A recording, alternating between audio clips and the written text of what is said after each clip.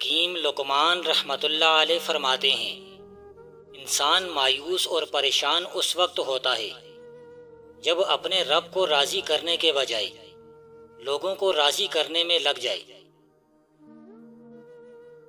مایوسیاں محسوس ہونے لگیں تو مہربانیاں گننا شروع کر دیں۔ اللہ کی محبت کی مٹھاس محسوس ہونے لگے گی اور دل سکون سے لبریز ہو جائے گا۔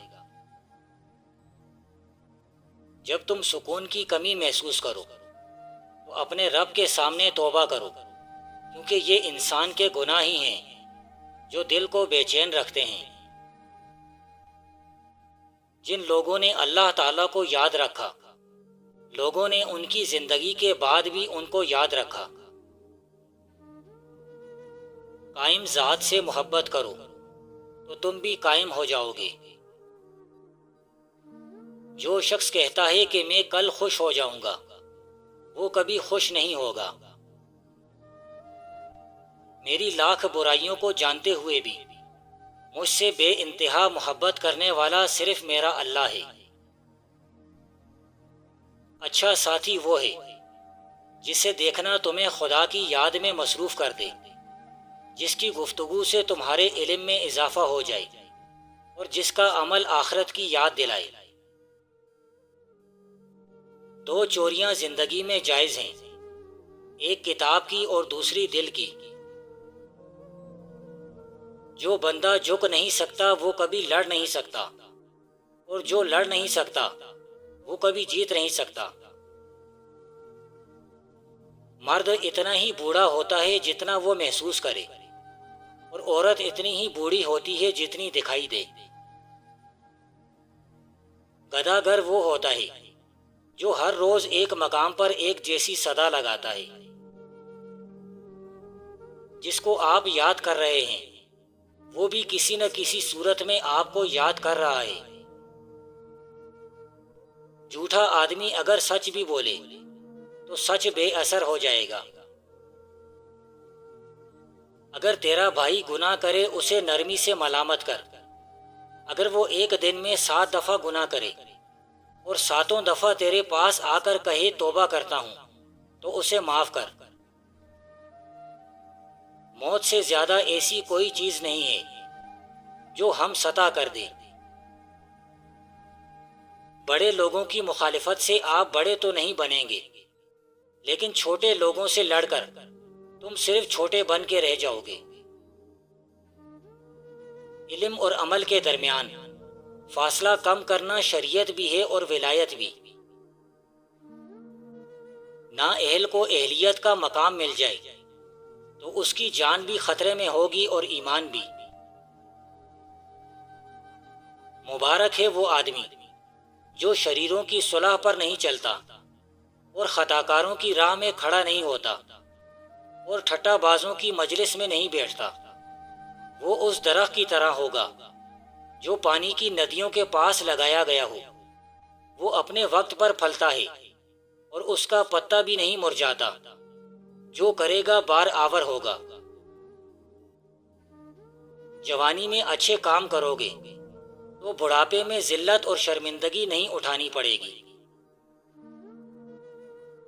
خدا کا ایمان اور انسان کا خود، یہ ایسی چیزیں ہیں جو ایک دل میں نہیں ٹھہر سکتی ہیں۔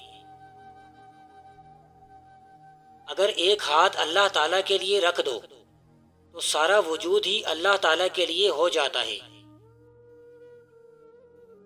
پیسہ آتا ہے غرور دینے کے لیے اور جاتا ہے مسکینی دے کر۔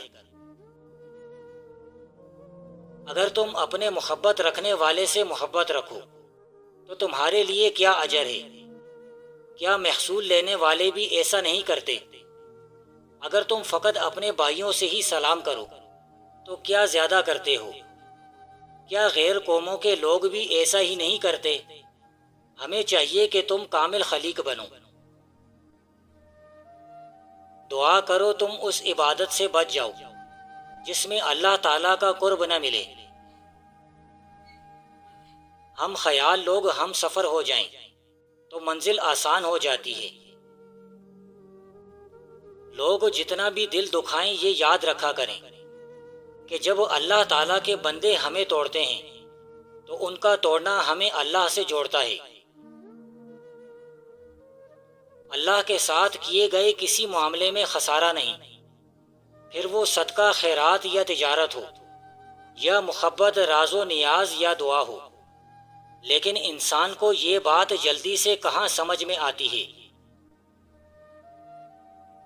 اگر تم گدھے کی پیٹھ پر سونے کی بوری ہی کیوں نہ رکھ دو، پھر بھی وہ گدھا ہی رہے گا۔ ایسے ہی کسی جاہل کو کتنے ہی کتابیں پڑھا لو، وہ جاہل ہی رہے گا۔ جب ہماری تمنا کے پاؤں حاصل کی چادر سے باہر نکل جائیں تو ہمیں سکون نہیں ملتا۔ اپنی جان کی فکر نہ کرو کہ ہم کیا کھائیں گے یا کیا پئیں گے، نہ اپنے بدن کا کہ کیا پہنیں گے۔ کیا جان، خوراک، بدن اور پوشاک بڑھ کر ہیں؟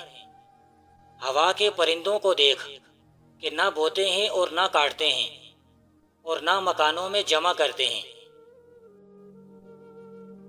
ہم انصاف تو بہت پسند کرتے ہیں، لیکن انصاف کرنے والوں کو پسند نہیں کرتے۔